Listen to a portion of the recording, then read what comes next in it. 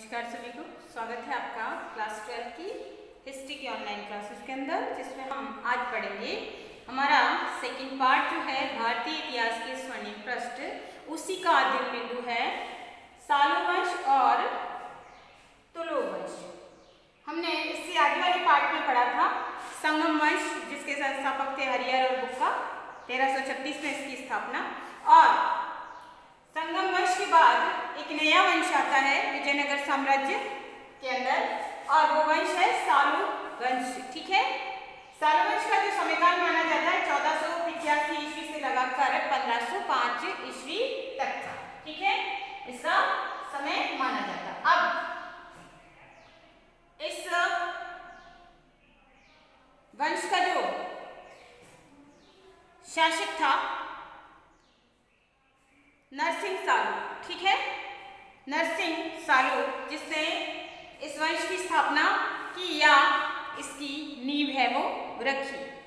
उसने अपने समय काल में विजयनगर साम्राज्य के अंदर शांति बहाल की या शांति व्यवस्था है वो स्थापित की, और उसने उड़ीसा के शासक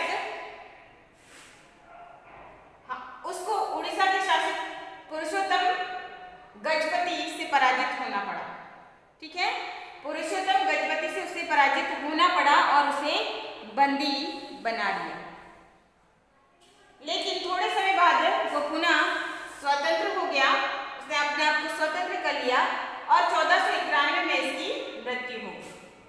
1491 में इसकी मृत्यु हो गई। उसके बाद इसका पुत्र इम्माड़ी नरसिंह, इसके बाद इसका पुत्र है इम्माड़ी नरसिंह है वो शासक बना, और जिसका समयकाल माना जाता है 1491 से लगाकर 1505 ईस्वी तक का।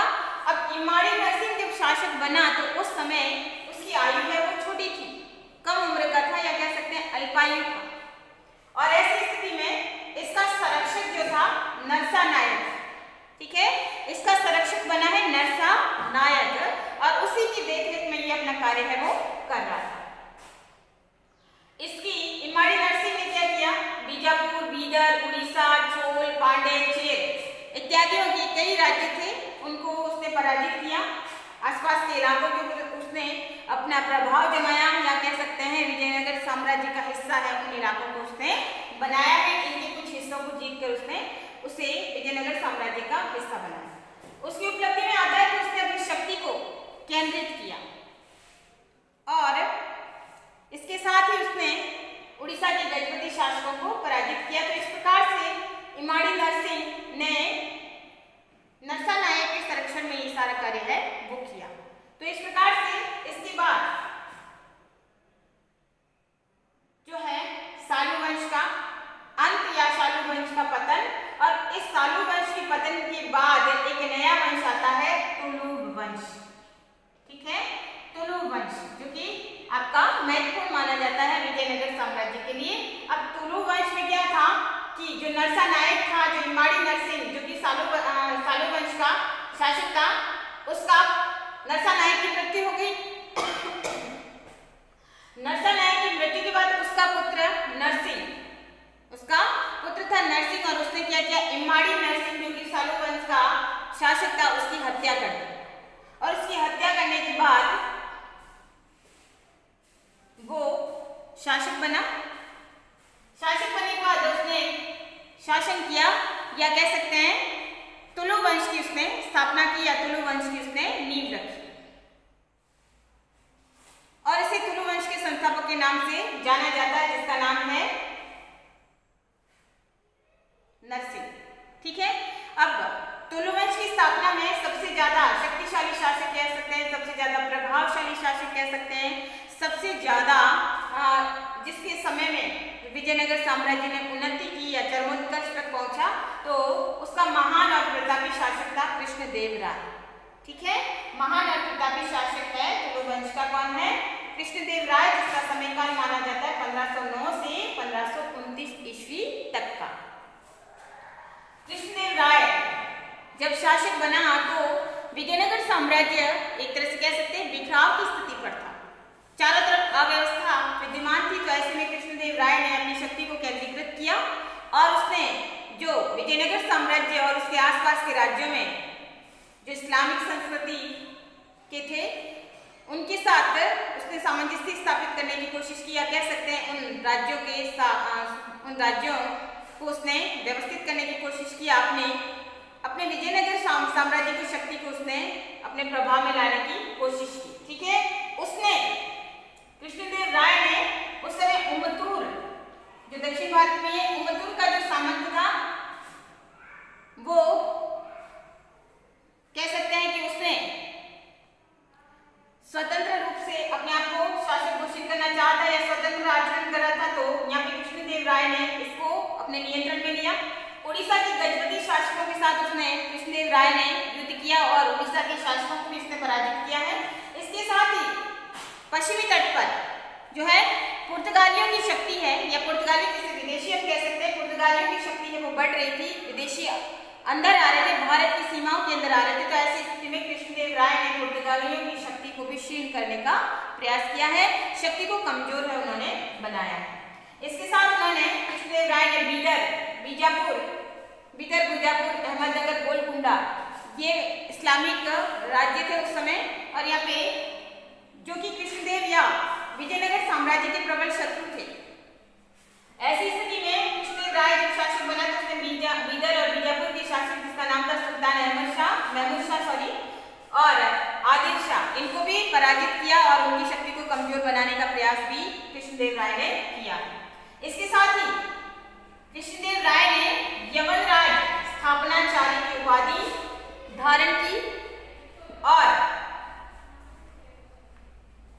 कृष्णदेव राय के समय में ही जो पुर्तगाली यात्री है, जिसे डोमिंगो पेस या डोमिंगो पायस के नाम से जाना जाता है, वो विजयनगर साम्राज्य की यात्रा पर आया और उसने अपने लेखन में, अपने विवरण के अंदर विजयनगर साम्राज्य की विभिन्न स्थितियों के बारे में उसने वर्णन किया, विभिन्न दशाओं का वर्णन किया, सामाजिक, आर्थिक या सांस्कृतिक विवरण है उसने लिखा है, और किस प्रकार से विजयनगर साम्राज्य अपने चरमोत्कर्ष पर था, या कह सकते हैं साम्राज्य किस प्रकार से निरंतर गति कर रहा था, निरंतर उदित हो रहा था, उसका विवरण, उसके बाजारों का विवरण, कृष्णदेव राय के बाजारों, या कह सकते हैं कि विजयनगर साम्राज्य के बाजारों का विवरण भी डोमिंगो पेस या डोमिंगो पायस ने बहुत ही सुंदर तरीके से उसने किया है कि किस प्रकार से एक सुव्यवस्थित व्यवस्था है वो कृष्णदेव राय के विजयनगर साम्राज्य के अंदर विद्यमान थी।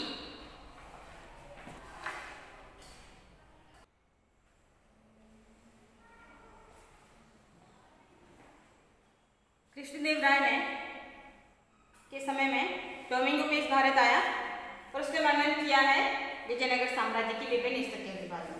उसने कृष्णदेव राय ने भटकल नामक स्थान में पुर्तगालियों को किला बनाने की अनुमति दी, यानी बाद में पुर्तगालियों के साथ है कृष्णदेव राय के संबंध है वो ठीक हो गए थे और उन्होंने उनके साथ उनकी व्यापारिक गतिविधियां बढ़ गई थी। तो यहाँ पर भटकल नामक स्थान था, वहां पे पुर्तगालियों को किला बनाने की अनुमति दी।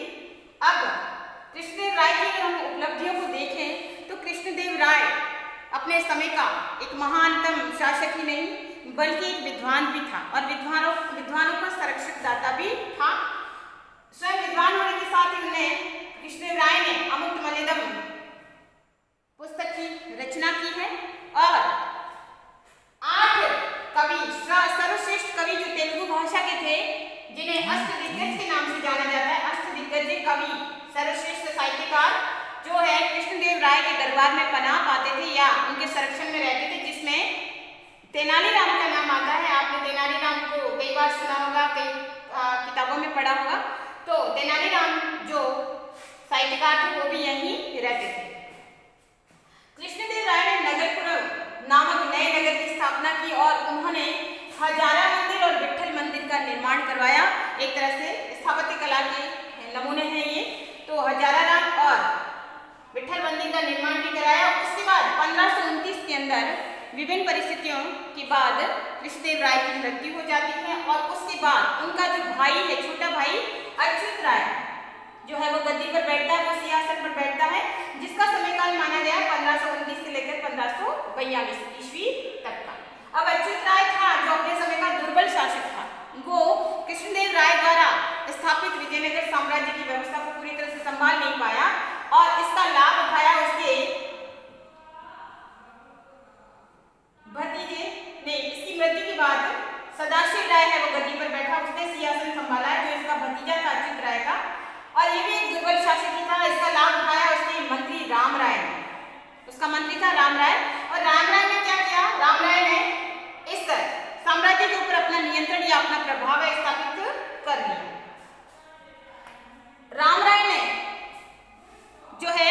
विजयनगर साम्राज्य की प्रतिष्ठा में एक तरह से वृद्धि की और उसने गोलकुंडा, बीजापुर, बीदर, अहमदनगर इन सब राज्यों के ऊपर उसने अपना प्रभाव जमाया और पारस्परिक संघर्ष इनके मध्य हुआ और अंत में जो है 25 जनवरी 1565 में तालीकोटा का युद्ध जो है वो हुआ है, जिसमें बीजापुर, गोलकुंडा, बीदर और अहमदनगर की संयुक्त सेना है वो विजयनगर साम्राज्य के खिलाफ हो गई और यहाँ पर रामराय ने अपनी सेना का नेतृत्व किया और तालीकोटा नामक स्थान के ऊपर जो है युद्ध हुआ 1565 के अंदर। तो जो है 4 संयुक्त सेना गोलकुंडा, बीजापुर, बीदर और अहमदनगर और विजयनगर साम्राज्य सामने, ठीक है।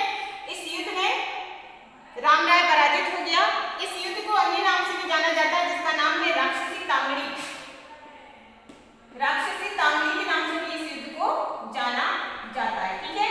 तो इस युद्ध में जो है रामराय पराजित हुआ और यहाँ से विजयनगर साम्राज्य का पतन है वो प्रारंभ हुआ, या कह सकते हैं कि इस भयंकर युद्ध में विजयनगर के खिलाफ या विपरीत है परिणाम है वो हुए, या फिर कह सकते हैं पतन के रास्ते खुल गए। अब विजयनगर साम्राज्य के पतन के बाद आता है एक नया राजवंश जिसका नाम है अराविडु वंश, ठीक है, जिसका नाम आता है अराविडु वंश।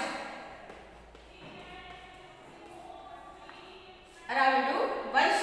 अब अराविडु वंश में जो रामराय का भाई था तिरुमाल वो प्रधानमंत्री बना और उसने पेनुगोंडा को अपनी राजधानी बनाया और 1570 में उसने सदाशिव राय को हटाकर स्वयं सिंहासन के ऊपर अधिकार कर लिया और उसने एक नए वंश की नींव रखी विजयनगर के अंदर, वो था अराविडु वंश या अराविडु वंश की नींव उसने रखी। विजयनगर साम्राज्य धीरे धीरे विखंडित होने लग गया था क्योंकि कोई शक्तिशाली या प्रभावशाली शासक नहीं था, कोई अच्छा शासक नहीं था और धीरे धीरे और आसपास के इलाके हैं वो भी अपना प्रभाव जमाने लग गए थे, जिसमें इस्लामिक शासक थे गोलकुंडा, बीदर, अहमदनगर और बीजापुर, ठीक है। फिर मैसूर, बेदनूर, तंजौर आदि स्वतंत्र राज्यों की स्थापना होने लगी थी यहाँ पर और 1612 में गोड़ियार ने मैसूर राज्य की स्थापना की। ये साम्राज्य लगभग 3 शताब्दी तक जीवित रहा, जिसने दक्षिण भारत में हिंदू धर्म एवं संस्कृति का प्रचार प्रसार किया और उसके उत्थान में अपना योगदान दिया। तो ये था हमारा विजयनगर साम्राज्य, जिसमें कृष्णदेव राय उस समय का महानतम शासक है। विभिन्न राजवंश आए लेकिन इसमें कृष्णदेव राय का महत्वपूर्ण योगदान माना जा सकता है। तो इस आधार पर हमने जो सर्वप्रथम इसकी स्थापना में हरिहर और बुक्का और उसके बाद संगम वंश, उस समय संगम वंश के बाद आता है सुलु वंश, सुलु वंश के बाद आता है तुलु वंश या तुल वंश, ठीक है, और तुलु वंश के बाद आता है अराविडु वंश। तो इस प्रकार से विजयनगर साम्राज्य के ऊपर 4 राजवंश आए और अंत में विजयनगर साम्राज्य का पतन हुआ और ये था आज का हमारा टॉपिक।